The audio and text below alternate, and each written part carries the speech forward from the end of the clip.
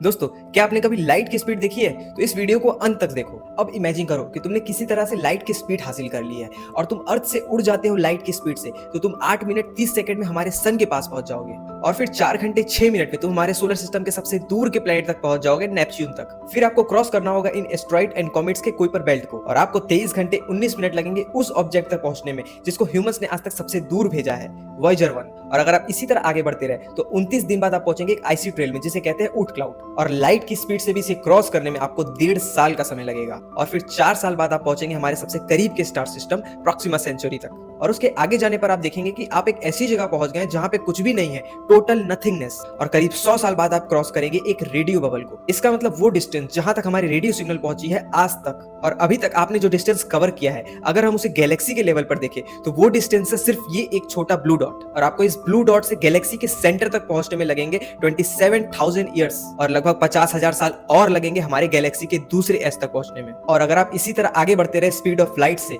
For 46.5 billion years तक, तो आप पहुंचेंगे हमारे ऑब्जर्वेबल यूनिवर्स के एज तक। और इसके आगे अगर कुछ भी है तो उसकी लाइट अभी तक हमारे पास नहीं पहुंची है। और अगर ये वीडियो पसंद आए तो सब्सक्राइब।